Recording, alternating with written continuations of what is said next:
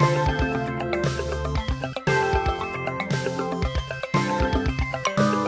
is good, everybody? Welcome back to another episode of the Waveform Podcast. We're your hosts. I'm Marquez. And I'm Andrew. And today we've got a couple moves and shakeups in the EV industry that I really want to talk about. We also have a new Nintendo Switch, and we're also going to talk about iPadOS 15.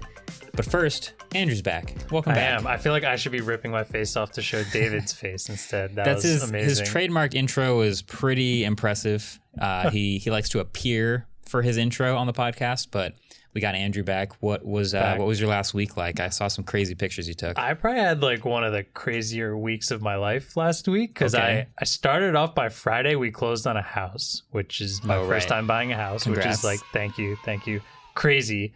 And then before even getting to move in, we immediately left the next morning for Yosemite, which was, I don't think I can even like start to explain how beautiful it was. It was the craziest park I've ever been to. Just these like sheer granite walls that pop out of nowhere. Yeah.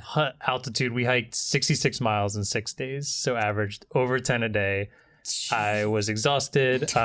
Yeah, it was amazing. But like, if I want to tie some tech into here, of course, I did something that. Yeah. How did you bring tech to Yosemite National Park? So I've talked previously about bringing different cameras to parks and what I think is the best. I think I've kind of landed on like the A6300 body being that perfect like size, form, and like form factor of bringing with you on long hikes while still taking like super high quality photos. Mm-hmm. I think a phone is probably almost your next best bet. And there were, I'll explain in a second, but I brought this time the Fuji X100 Mark V, I believe it was. Never used Fuji before. It's very new to me. David and Brandon taught me a few things before going out, like color profiles, and I was messing around with them. And it took some crazy photos, like really, really good photos. I posted them on Twitter. I do have to say, though, as much fun as it was, what's cool is it's, fixed lens. I don't have to bring lenses with me. Like those like really add up. It was about 100 degrees out there. So I had a 3-liter bladder of water and 2 water bottles, and I was finishing that every day. Yeah. So having that little nice light camera was really nice. And like I said, it took great pictures, fixed lens, no lenses. Awesome. My biggest issue with it was someone else in our group had an A6300. And every time I grabbed their camera to take pictures of them, the autofocus was just so nice and easy and simple and just nailed literally everything. And then I would go back to the Fuji and the Fuji autofocus is not as fast. It's not made to be fast though. Yeah.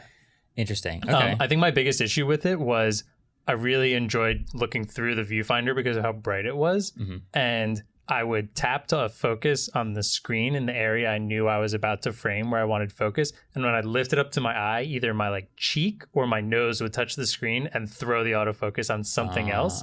And every time I would pick it up, it would just like be looking at like the top right corner or something like that for focus. So I was trying to mess around with a couple different of the autofocus settings and nothing ever quite nailed what I wanted. Interesting. I'm sure a lot of people will be really upset that I'm like using autofocus, but I was gonna say it's you're taking a lot of pictures of rocks and trees and stuff that's not moving around too fast. It's not moving, but my thing is like, because the park is so big, it's really hard to get scale. So the majority of pictures I thought looked really good had people in them. So I was trying to catch a lot of candid photos. So it was like we were moving pretty fast because you were out for 6 or 7 hours at a time, and you just want to like pull it up, snap the photo, and just be get good. it. So Yeah. So I missed the Sony. Having the like 1-by-1 comparison, switching to the other one, made me just really, really appreciate it, and made me, I think, solidify my favorite hiking camera is like the 6000 series. Yeah. I probably have told this before, but I went on a hike once with the Hasselblad X1D and the 45. Yeah. And it's like, it is their smallest mirrorless camera, but it's a Hasselblad. So it's just big, clunky weight and the slowest possible focus. And I'm like, I'm trying to just take a quick picture and then move on with the hike, but like, it's not a quick camera. So I would not recommend anywhere near that camera for a hike. Yeah, it's not. I'll always remember I took a video of you once trying to get a picture of a bee up on the roof with the Hasselblad when we first got it. Not easy. It was not easy. Also because the plane of focus is like a sliver of the diameter of a bee. It's pretty tough. Yeah, and you're like, when you're doing the really really shallow depth of field, and you're like, if you're out on a hike and it's bright, it's hard to see the screen. You're like, oh, nailed that, and then you get back, and if you miss, that photo sucks. We got to go back out 8 miles and get that photo again. We got to go back hiking tomorrow, man. So yeah, it was a ton of fun, but I'm also glad to be back. Yeah, glad to have you back. Thank you. Okay, Nintendo Switch OLED edition, or whatever they're calling it. New product is out.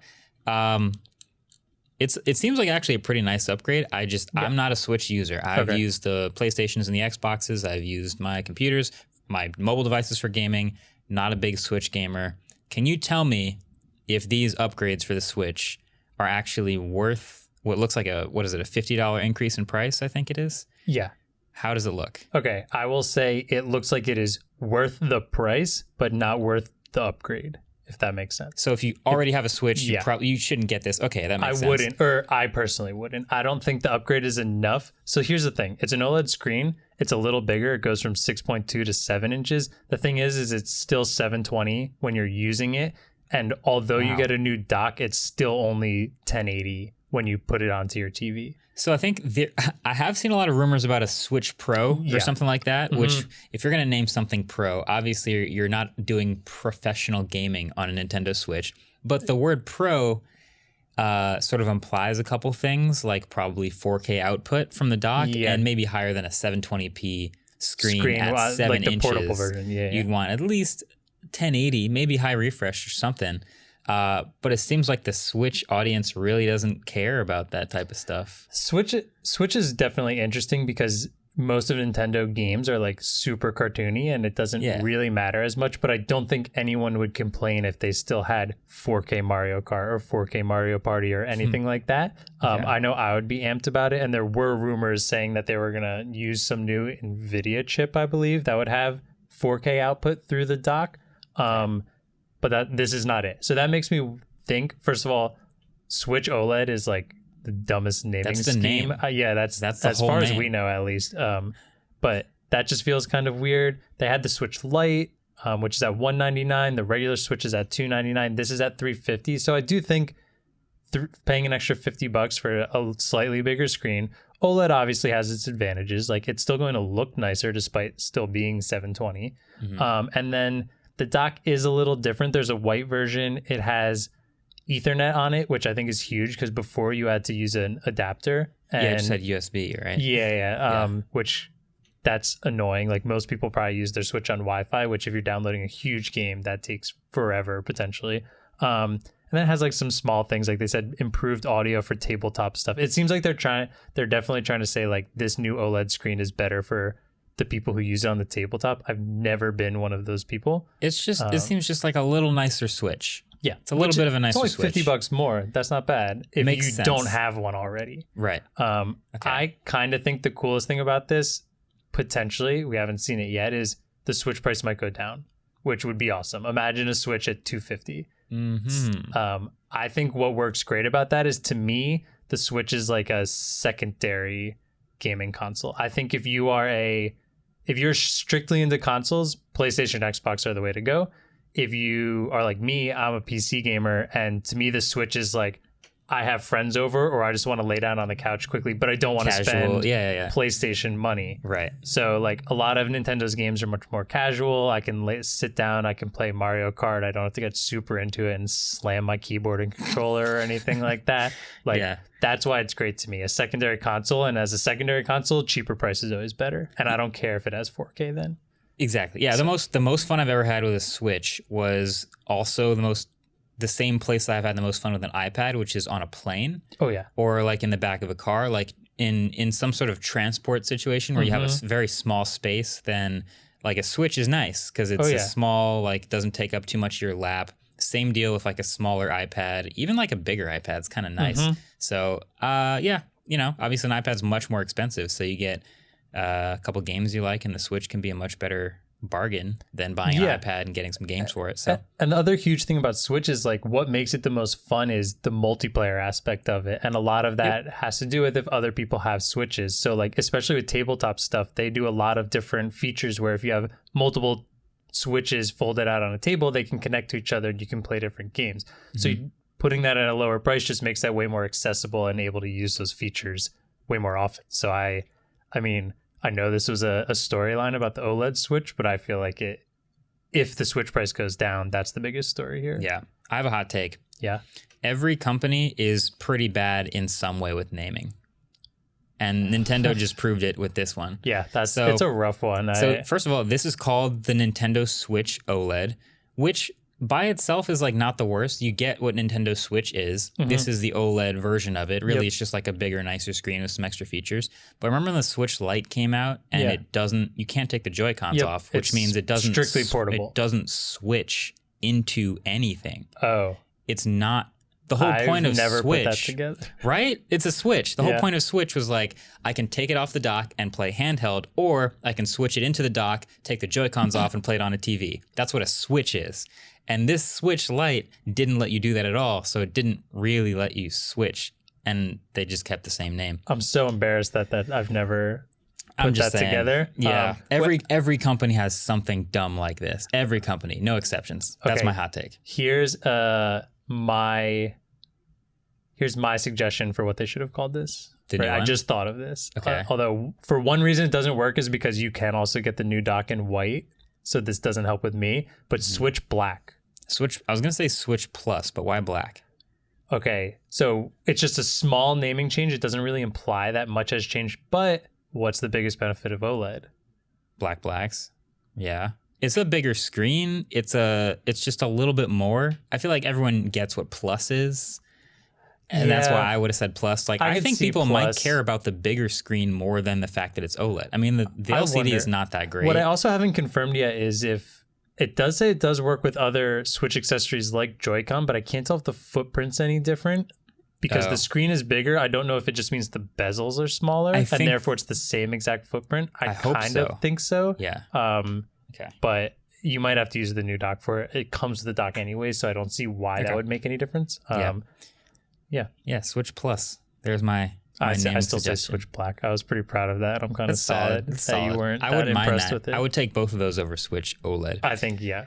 All right. Speaking of weirdly named products, the Taycan Turbo, which doesn't have any turbos. That was a good segue, Marquez. That was pretty solid. I'll give you that. Thank you. So Porsche recalled Taycans over a sudden power loss problem. This was a headline I just saw this past week with Porsche recalling its EV with a small number of cars reporting a power loss problem, which is obviously a big problem. And also the Audi e-tron GT, which is built on the same architecture, also had a small number of those problems. So they're also going to be recalling. But yeah, the article just kind of reads like there's a small number of issues and drivers reported this problem for a long time and they've been aware of it and trying to fix it. And now you can bring it in to a Porsche dealership and they will have to do a 60 to 90 minute software update to fix this thing and give you your car back. So essentially what's happening is there's a smaller 12-volt battery in there that's specifically made to keep parts of the car on when the car's turned off. I know that sounds kind of weird. All the accessories and stuff. Yeah. And the huge battery pack of the car drives the car. There's a much smaller battery. Like every car has a small battery to run the instrument cluster and the always on internet connection. Yeah, exactly. And to make sure you can unlock your car when it's turned off or else you'd never be able to get in. And what was happening was if that battery died, at any point, so I guess if it got low enough and then you started driving and it died while you were driving, it would, in some cases, shut off the larger battery pack. Wow. So you just had nothing. And I mean, sounds not that different from do you remember when you had steering issues, but that's still something powering off while you're driving. And anything powering off while you're driving is terrifying. It's not great. I've had power steering. I once knocked my keys in my car going down a hill and turned the car off and lost power steering and had to go down a hill without it, and it was terrifying. Yeah, you never want that, especially when it's an easily fixable bug. So I'm glad they're fixing it. It says Porsche sold around 43,000 Taycans, which is maybe the most interesting thing I learned from this article because I'm trying to think about all the scale and size of all these different competitors and EVs. And they claim it only affects a very small number of users, and I believe that because this is the first time I'm hearing about it. Yeah. Newer cars being manufactured will have the software update already and won't have the problem. I always think what if this issue had happened to a different company? Like if you reframe this headline, insert company here is recalling their car over a sudden power loss problem. Obviously, if you replace Tesla with that, It's a huge headline. What if you replace like Ford and some random like $100,000 Ford? What is a high end Ford? EV one or like any random Ford car? Like, does anybody even care? Does it even make headlines at all? Do you know what's funny? It's like right now, EV is clearly a thing. I do remember a long time. Do you remember? Man, this is I remember doing a Kern event in like 5th grade about this. Do you remember Firestone tires having a huge issue? Like I do feel like at certain points when there are things that affect driving, which is like as safe as it is also something that's always kind of skirting the line of death, which is kind of terrifying. But like when anything happens when things are drivers, it generally makes some headline. Mm-hmm. I think EV though definitely will always be the bigger headline these days because it's more new. It's more, I hate to say it, but there's clearly more like fear mongering based on it because people don't want to switch to EV yet. Yeah. It has the most skepticism too, right? For like sure. People don't know about EVs in a lot of places. So when they're looking into or learning about EVs, they're trying to figure out, okay, well, seems like there's these pros. What are the cons? What's the catch? Like, let me figure out what EVs are all about. So headlines about the most popular EVs are the most popular headlines. Yeah. It happens all the time. I think it, like you said, with Porsche right now, people who are buying Taycans probably have hopefully decent income and they're kind of like, they're willing to take that step into EV a little more. Whereas if this were to happen to the F-150 right out the gate, I think it would be very detrimental to a lot of people switching to EV. You're talking about the Lightning. The Lightning. Yeah. Yeah, definitely. I see that affecting more people. That's one where like I shouldn't give any company benefit of the doubt in anything. I should always just use it and review it. Sure. But I feel like the F-150 Lightning is maybe the best example of an EV that a company can't afford to screw up. Oh, for sure. I mean, like, they're aware of that. They told us that. Ford, and we'll talk more about like transitioning to EVs as companies later, but Ford really wants to make a great electric F-150 because they've attached the name to it, because they've attached this heritage to it, and they're banking on people buying it and switching and starting this thing where they can eventually sell more and more electric cars and be the company that successfully transitions.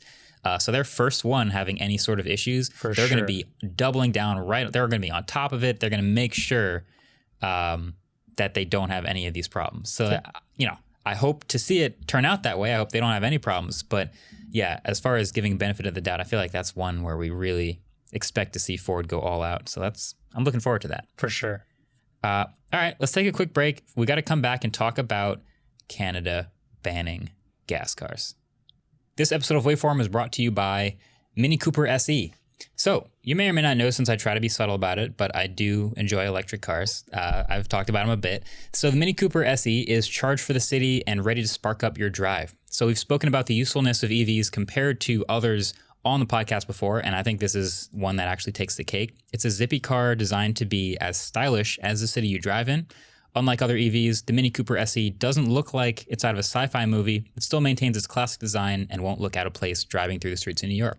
So driving the Mini Cooper SE was surprisingly comfortable. It's a Mini, but it handles like a Mini. It's like a little go-kart. And yet I was surprised Andrew and I both could fit in the front seats, no problem. Like pretty comfortably, actually. Yeah. Like we are not short. I am out of frame right now. Not every car. Every car. So that was good to see. Get up to an 80% charge in just 35 minutes with fast charging at level 3 DC charging stations, or just charge overnight at your home with basic AC charging as well. Plus the electric digital instrument cluster inside puts all the important things right at your fingertips. It's a unique looking circular touchscreen display that makes listening to your favorite music or podcasts in the morning commute as simple as can be. Plus the light around the screen, I thought that was pretty cool. It moves with the dials as you turn them. To adjust the volume or to adjust your AC speed. That was pretty cool. And I have to say, it was pretty refreshing having actual knobs to adjust some settings. They're nice too. Yeah, little metal knobs, which is cool. So if you're in the market for a compact, stylish, quick little car to get around the city, then it's worth checking out the Mini Cooper SE to see if it's right for you. All right, welcome back. We got to talk about this new headline. There is a lot actually to unpack in this one very dense headline. So I'm going to just read the headline and then we can break it down. Yeah. So here's the headline. Canada to ban sale of new fuel-powered cars and light trucks from 2035. Okay, So Canada's putting their foot down. They're saying no more gas cars and light truck sales in Canada starting in 2035. So that's what, 14 years from now? Yeah, it's not that far away. So there's a lot. There's a lot. There's a lot here. Let's start with Canada. For sure. Shout out to Canada. Lots of great Canadian friends on the internet. There's not a lot of countries that will just outright ban something as a whole like that, but Canada is one of them, and they'll do that. I feel like they're neighbors down here in the US. It would never happen that way, but there's lots of companies you will see building up to committing to EVs. Exactly. Like Ford or Audi or whoever will say, we're going to offer a bunch of EVs by this date. And it's kind of just up to how committed they want to be or how far they think they can get. So Canada's just straight up saying, like, as a committing to the environment, like, we will not have any more sales of gas cars. So that brings us to the second thing, banning sales. Yes. Because we have to double check on this. They're not banning the manufacture of certain things. You'll still be allowed to manufacture gas cars anywhere. You'll still be allowed to have all the same economics. But starting when this takes place in 2035, you will not be able to buy a new gas car or light truck in 2035. So that's one thing even there I'm trying to figure out. I didn't see it in the article, but I'm assuming it's new. I'm assuming yes, they're not going to destroy new. Oh, it does say okay. Yeah. So you will I guess be able to buy a used gas car because it was already made. You can buy someone else's car from someone, but as far as manufacturers that are selling their new cars in Canada, if they want to sell any car in Canada, it cannot be fuel powered. Yeah, that's basically it has to how it have goes. zero emissions. Yeah. So if you're Toyota and you want to ship cars over to North America, you better have an electric version to sell to Canada. Otherwise, you're not selling any to any Canadians. Yeah, basically. I guess the only other there's like, is hydrogen powered still like really a thing? We haven't. It just has to have zero emissions. Like, we're going to say EV for the rest of this because that's what we assume. Yeah. There could be some crazy new. I Could doubt be it. fuel cell. You never could know. be But it just has to hydrogen. be zero emissions for the sake of clearly protecting climate change. That's safe. Okay. Then the next is actually kind of key: cars and light trucks. And I think that's something to take note of because I had to look up the definition of light trucks, and that includes like obviously the F-150s of the world, but also like lots of other trucks people use for work. Yeah. That loops those in too. So it's not just recreational cars people are buying. It's also when people are forced to upgrade their fleets of trucks for their light duty, construction or whatever jobs, they are going to have to start to buy electric versions by 2035. So that loops in light trucks as well. I wonder how intense that gets because like, my guess, so the first thing I think of when I think light truck, I think of a truck that doesn't have to tow pretty much. And like, I totally get that because I don't think we're at the mileage in EVs or, maybe we will be in 14 years, but it's hard to make that pledge now. Towing is the big thing that I do think probably gas cars are benefiting in now because when you have to tow things at a certain time, in a certain time period, like that charging does actually add up. So I'm assuming that's why it says light trucks. I don't know where that lands in the fleet section though. How many loopholes there will be of people being like, I just have a smaller F-150, but I tow stuff, so I need a gas powered. So I feel like that brings me to the last part of the headline, which is 2035. Yeah. There will be different leadership probably by 2035. There will be lots of advancements in tech by 2035. There will just be a different landscape in Canada and its surrounding neighbors by 2035. For sure. So it's sort of this like really far out target that we think makes sense. Actually, I'll get to the reactions in a second, but I think makes a lot of sense to say, okay, we're just going to set this target out so you guys all know, everybody in Canada, you all know, by 2035, don't plan on actually having the ability to buy a gas car starting in this year.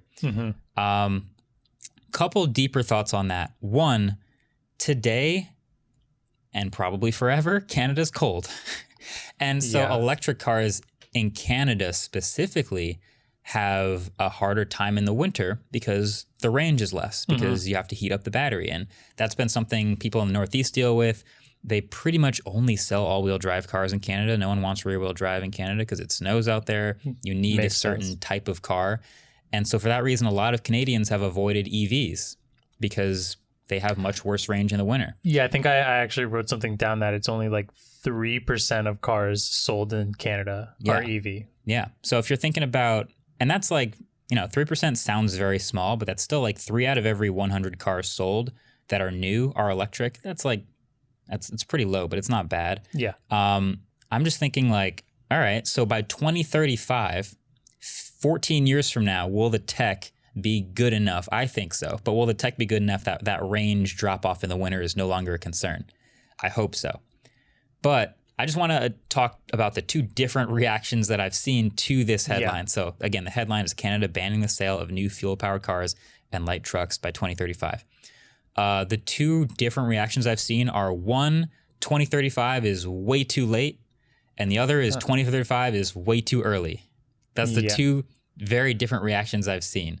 I don't know if I fall in one camp or the other. I think this is a pretty reasonable target. If I'm looking at, I agree with you completely. I think this is a great headline, a perfect headline for people for journalists and news websites, pretty much. Like, this is going to get reactions because of that. People are looking at this at total extremes.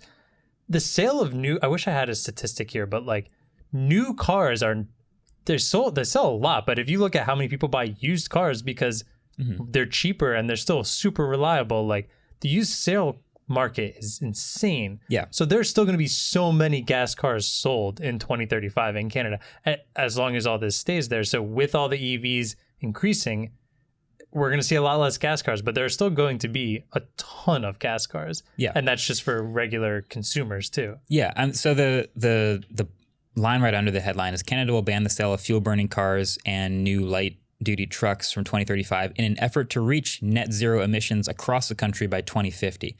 So like you said, people are still going to keep buying gas cars, but eventually the turnover as people get new cars will be so much that we can try to attack this net zero emissions thing. But yeah, that first reaction of 2035 is way too late. On one hand, I get that, because I don't know if I just retweeted another random video of the ocean on fire. Like, the climate crisis is real. It's 100% real. It's pretty real. And the fact that, we give it another 14, 15 years of sort of business as usual, not really incentivizing buying electric cars. I mean, I think there is a tax incentive in Canada, but it's just not the same as banning gas cars. So another 15 years of gas cars to a lot of people seems like a long time. But the other half of that, 2035 is way too early, I think comes from people who are looking at the current state of electric cars and the infrastructure, importantly, around them. And that is a much bigger challenge. Because now that we have, there's good electric cars out. I think you can buy today in Canada an all-wheel drive Model 3 and be pretty happy despite like a little less range in the winter.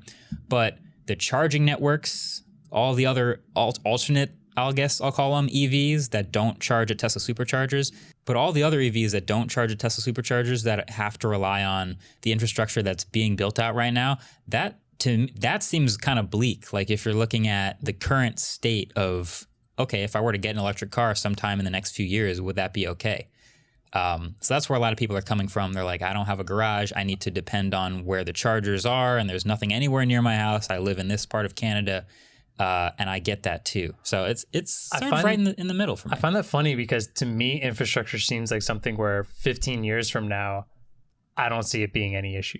I think honestly, you're probably right. I think just we're seeing such an influx in all these other people joining the EV thing that they're going to have to figure out chargers. Just like chargers are going to be something that just blow up soon. And the charging aspect of it, while clearly there's like technology involved in it, I don't think it's as crazy as creating a whole car at a certain price point and all that. Like, infrastructure has to happen, and their cars are going to be affected by it. So they're going to have to pump that out fast, and they're already pumping it out decently well. I think Tesla and all the other manufacturers, infrastructure wise, will be everywhere in 15 years is a long time. In the tech, I'll be 45 in 2035. I really hope you're right, but it's also like, it's more than even just building chargers. There's lots of people saying like the grid can't handle that many new chargers. Like we want That's there to a very be fair point. right, and that's like billions of dollars of building and stuff. Where we're like, all right, we need to make as many chargers as there are gas stations. Sure, we can pour money into building the chargers, but can we support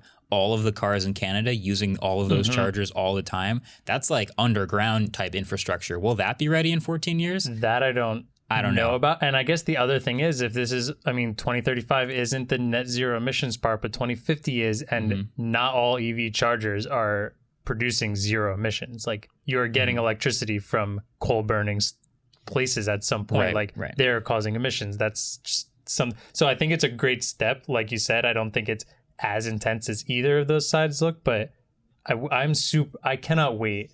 Well, I can wait to be 45, but I cannot wait to see what the landscape of EVs and just cars in general are going to be up there. Yeah. And I applaud Canada for taking a stance like this.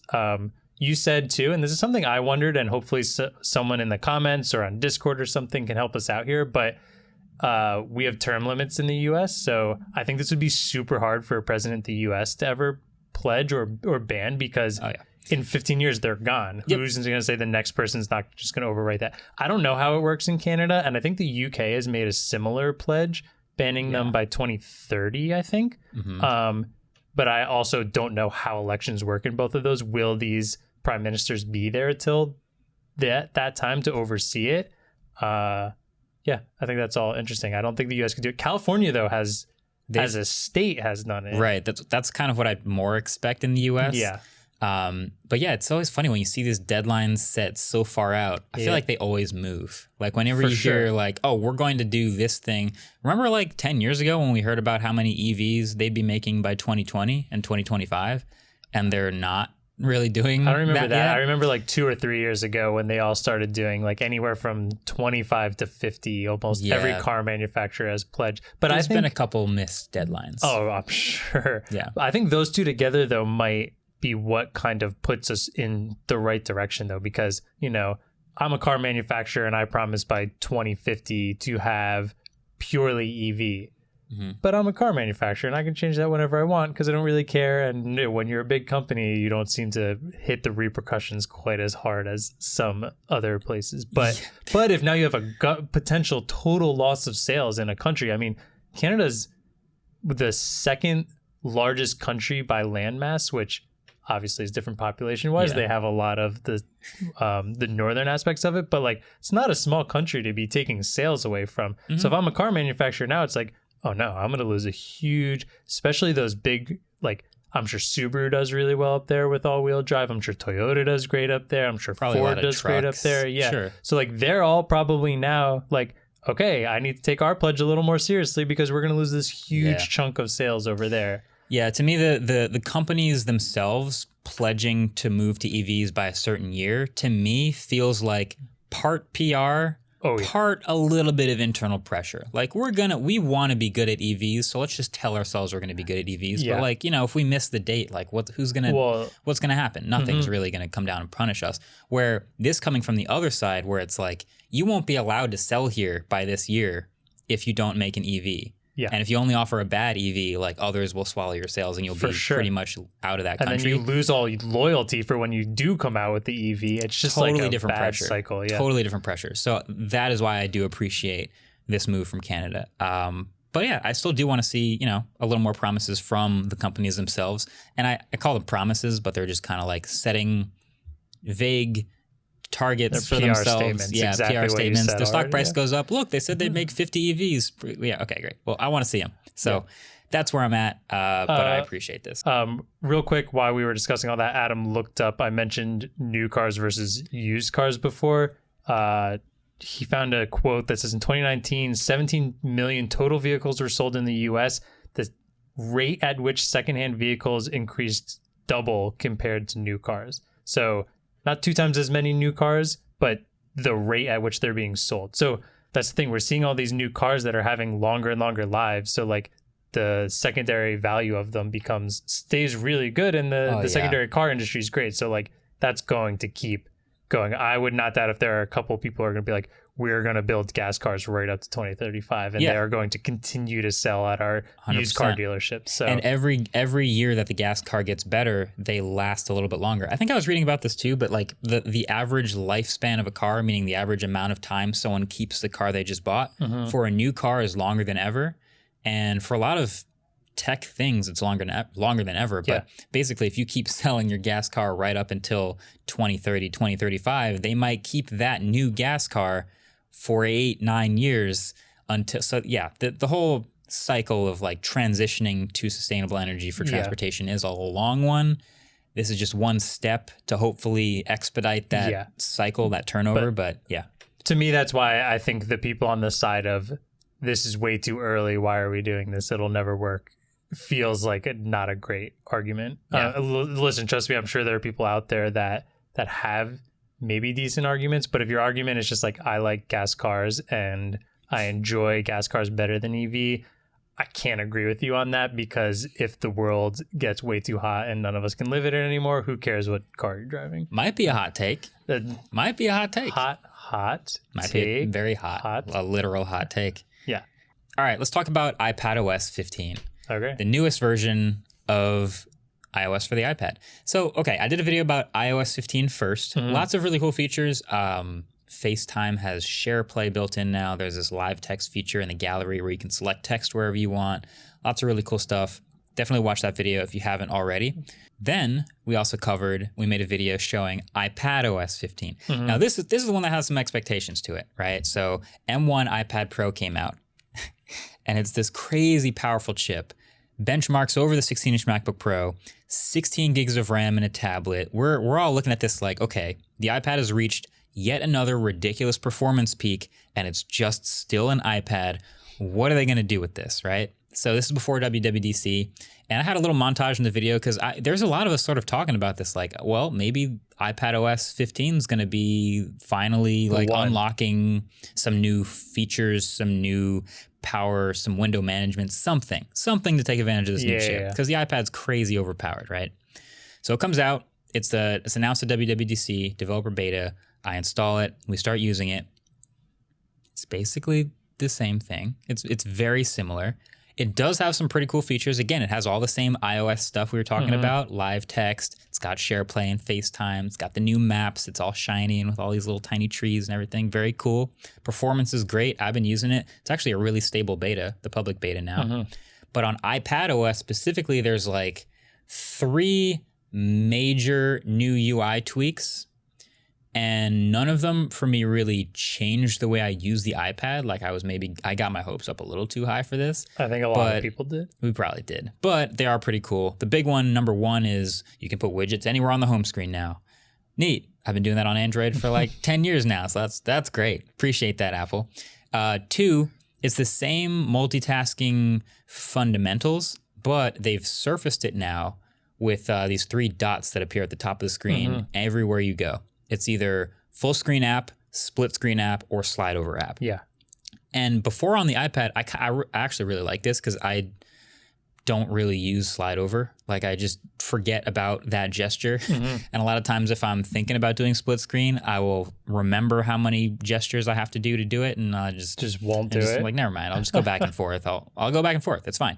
But the fact that these 3 dots pop up everywhere now, every time you're in an app, makes me, a power user, more likely to go in and split screen, because it's just always a tap away. And now real quick, if I remember, so I wasn't here last week when you guys filmed all this, so I didn't get to see most of it working, but if I remember correctly from WWDC, were they dots, or it was almost like a little menu, right? That kind of showed what it's doing. So like split screen was like you tap the dot first. You tap the dots, it expands, shows you that menu. Okay. And then you pick one, which I remember that menu being like, oh yeah, people are going to use this way more because they remember what it can do instead of having to know the gestures from it. Yeah, that's like the best. That is basically why I love it so much. It's because you remember that you can do it all the time. So I do split screen a little more often than I used to.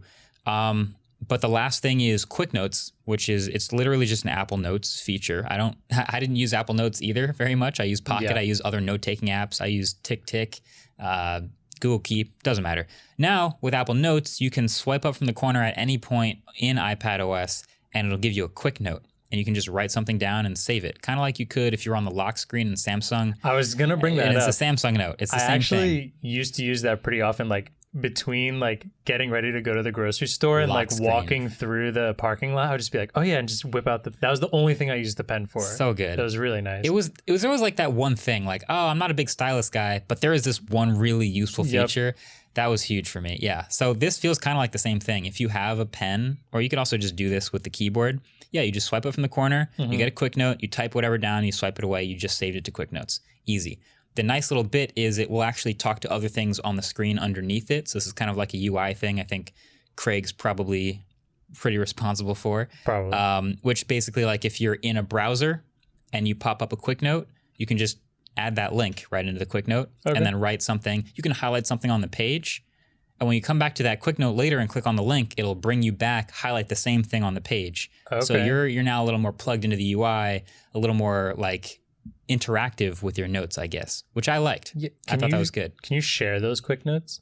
Good question. I believe so. That would be huge. I'm thinking right now, like, okay, I want to share this recipe with something. I found it on this blog or whatever. And for those of you who look up recipes online, I see. It is like you have to read a novel about why they love this recipe so much. And then you get to the ingredients and then you get to how to make it. And if you like cooking a lot, you generally take a base recipe and you make changes to it. So I would love to highlight past the sob story that they made on why they enjoy making macaroni and cheese. And I would just like to share it with somebody with the couple notes I put, like, you know, maybe this was too much milk, maybe this wasn't enough cheese, I like using this type of pasta, and send that whole note to somebody. That would be amazing. That I believe you can share individual notes. Okay. Yes. So including all the like highlights and everything. That part I'm gonna double check that. I think that would be really cool. That would be really awesome. Kind of the same way how if you took a screenshot on a Samsung phone and immediately annotated the screenshot, you could send that annotated screenshot to somebody. That was cool because you had the stylus and you could just start drawing on stuff and send that drawing with your circles and your notes.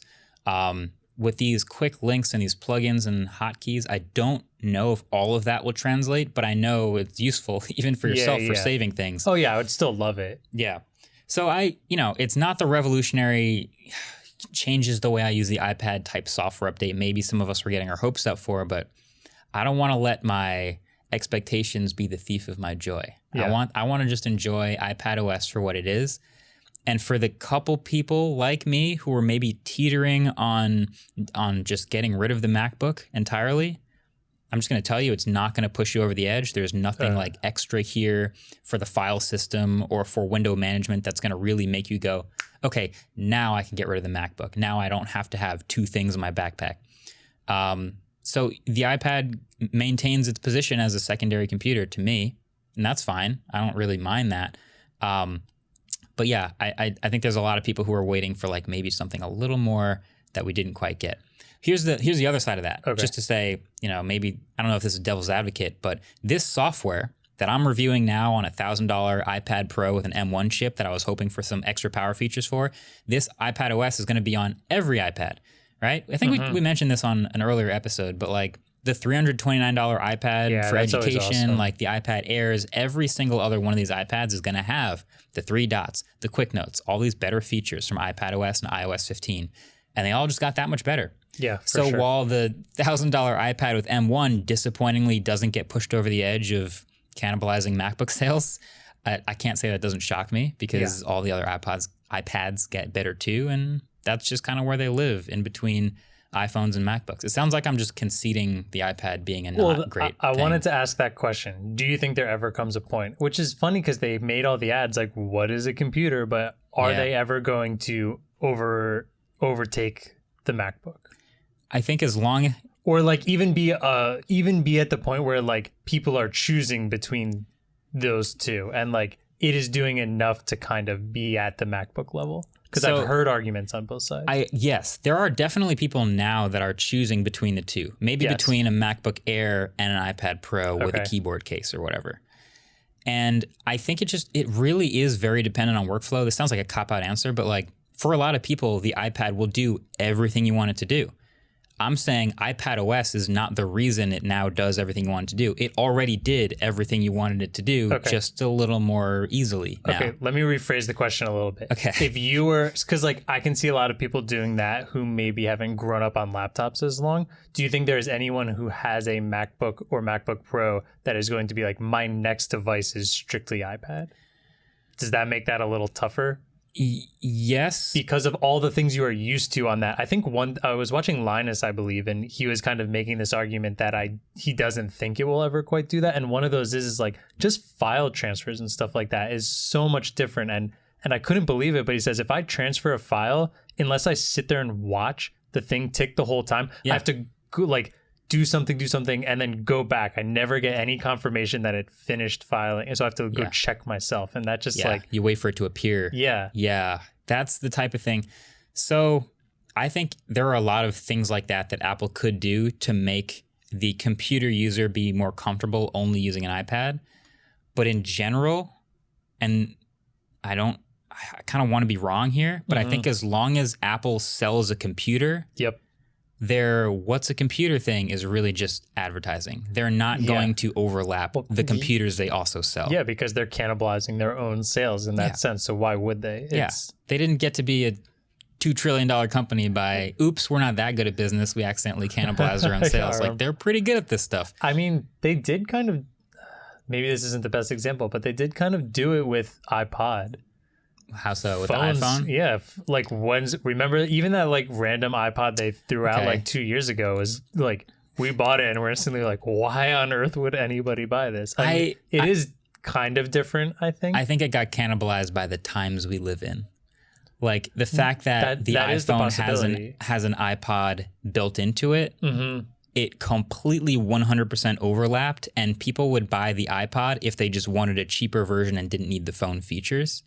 Where like if people are choosing between an iPad and a computer, it's not so simple where you're just like, do I want the keyboard or not? Like it's a very software workflow problem that you just have to commit to. But yeah, I think the iPod was a victim of the times. Do you think there's a specific accessory, the iPad, where if they like perfectly nailed it, could be that final leap over? And like, let's imagine this would be the leap where Apple would basically kind of like decide to stop selling MacBooks and sell only iPads. I feel like it's keyboard. Yeah, for me, I was going to say keyboard and like the balance of it. If they made a keyboard that really balanced as well as a MacBook does, which is really hard because the iPad weighs a lot more than the screen of this laptop. Yep, exactly. But if they could pull that off, if they made like some sort of a Surface like magnet prong thing, and now you have like a 4-pound laptop, but it's weighted perfectly, at that point I could stop using my MacBook. Okay. But and it would need Final Cut. And Pro apps. I don't personally edit on the laptop, but I would love to see Pro apps on the iPad Pro. That being said, I don't see that happening anytime soon. I don't either, because it would sacrifice portability. So it would have to be some crazy invention in the future that somehow pulls that off with still making. Yeah, even third-party companies aren't making that. It's like such an engineering... I think the iPad weighs 1.6 pounds, the iPad Pro. And so if you want it to weight in a way where it can just sit like a normal laptop, the base has to weigh at least 1.6 pounds, which it does, by the way. The iPad, I think, is 1.5, and the base of the Magic Keyboard is 1.6, and it's already like kind of teetering, and I put it on my lap, and it just falls right over. I'd need something to be like 2.5 pounds. Now you're talking like twice the weight of an actual MacBook. For what, a touchscreen? For iOS? It is weird. No, I can't imagine this, what it looks like, and I'm excited to see if it ever happens, what that like new technology is that allows it to reach that level. Maybe one day the iPad Pro is like super thin and light. I think that's what would have to be. The iPad basically has to be as light as a computer screen, a laptop screen. That would have to be where it pretty gets. Sick. That's maybe by 2030. New Bengate right there. Easy. Yeah, that's the obvious downside of that. Zach, come on, man. All right. Well, I got one more thing I wanted to talk about. Rivian's R1T. There was a video tweeted by the CEO, RJ, which is just a video of him like taking a kitchen out the side of the truck. No big deal. Small detail. Let's. Do you want to try and describe that a little better for audio listeners? Because just pulling a kitchen sink out of a that is a great point. Yeah. Okay, so for audio only listeners, picture a pickup truck, and if you've seen an R1T, you might actually know about I think it's called the gear tunnel or something like that. What it is? Yeah, which lives right behind the back seats and right in front of the bed. So it's in that weird area where it's just usually, I guess, gas tanks. And inside of that, we've seen videos of people putting coolers and like surfboards and golf clubs and things that can fit like in that column, which is really pretty cool. In this video, they pull out what's basically a module that fully fills the space. They set it up, it's got a kickstand, and they open that module and it's like a sink, a stovetop, like a cutting board. It's just this whole camping kitchen thing. And I was watching that, I was like, okay, first of all, very cool. Not that many people are going to buy it, but it's going to be great for people who do want that. Yeah. And this is a great example to me of an EV just doing something that gas cars can't. Just do something to get people to go, oh, that's why I'd get an electric car over a gas car. It's because I literally I don't have room for that in my car. If you put it in the trunk, maybe, but like there's all kinds of weird extra spaces you get from going electric. There's no gas tank, there's no transmission, there's no drive shaft in the middle of the car. There's all this stuff that gets opened up. And this is just a cool thing to put there, which is what I enjoyed. I mean, I think the tunnel in general is really cool, and that's the best way to describe it. I feel like it kind of looks like the Vive logo, almost like a rounded triangle. Yeah. And just imagine that, under your seat, but you open it from the outsides and you can look straight through it. And they have this like whole kitchen thing that it slides out and then pops forward. Now, to me, this is the biggest design flaw because the way it pops up and your space is, if you're looking at the truck, it pops out towards the passenger side door where it then blocks the passenger side door completely. So you can't open the door. So like if you have something in there, you either have to go through the front door and through the back. So I feel like if it just popped out towards the trunk, it would totally eliminate that issue. Yeah. That feels minor, but like a pretty obvious. Yeah, just get out the other side. Get out the other door. Yeah, but I do agree. It feels like, although it feels kind of gimmicky, and I do think a lot of people who are buying a car specifically because they want to take a camping lot probably have a bunch of camping gear already that they would probably rather just store under there. But I bet the extra space. I wonder if there's any sort of like module plug-in happening where you can use battery power to like power the stove and like. There's other things that this module does to talk to the truck. It's got to be battery powered because it looked like an electric range. Right. So it's got to be running off of that. It's not like a propane hookup. So imagine like you don't need a generator and a propane hookup anymore. You just have the truck, and the truck is the battery power for the stove and like your whatever other plugins you have. I think that's neat. I'd rather cook over a campfire if I'm camping. That's usually the point. But glamping though. Glamping. It's glamping. Yeah. I mean, I get it. I think it's cool. I think it's kind of gimmicky, but at the same time, I think these gimmicks are like the best PR moves ever because that video is going to get shared everywhere and it's going to get people thinking about EVs. And I think it's really fun. I shared it. Yeah, I think I'm looking forward to more of these things.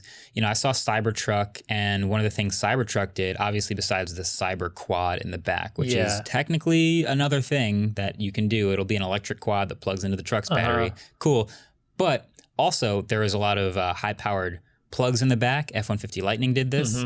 The huge front trunk in the F-150 Lightning was another thing where I have a pickup truck. I don't really have like a small trunk of sealed storage. Yep. That's the thing I heard from a lot of pickup truck drivers in the comments of like, I don't have to buy like a cover for my back, my tailgate if I just have rocks and stuff in there, but I also want to have like 2 backpacks and a laptop and stuff. Just put it in the front trunk. And people in the back seat. If you've seen a lot of pickup drivers, their back seat is just storage, pretty much. Stuff. So, exactly. So that was cool to see. Cybertruck also had a solar panel that rolled. I'm not even sure if this is really going to happen, but it rolled out of the back of the truck and covered it. Thing? No. Oh, okay, that was a whole separate module, but this was just like the cover for the Cybertruck that I think Jay Leno like stood on, or Franz maybe stood on top of.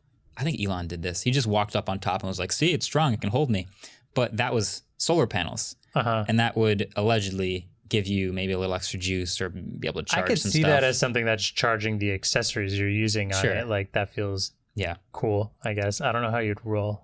Whatever. But the whole point is this is a good one. This is a good example of a thing that an electric car can do that a gas car straight up can't, that gives people a real reason to want one. Mm-hmm. So whether it's this, whether it's instant torque or a fast 0 to 60 or a front trunk or not killing the earth. Or not killing Earth. That works too. Or glamping. Whatever it is you want to do.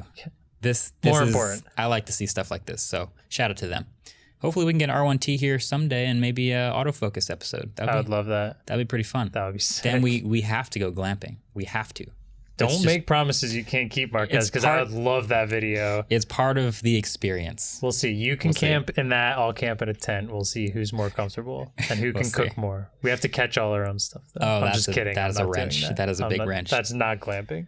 All right. Well, we'll end it there. Thanks for tuning in to the Waveform Podcast this week. We'll be back next week, of course. Happy July. And there's a bunch more tech coming out. So we'll, of course, have our thoughts and our conversations. Catch you guys over on Twitter. Subscribe if you haven't already on the YouTube channel. See you in the next one. Waveform is produced by Adam Molina. We are partnered with Studio 71, and our intro-outro music was created by Vane Silk.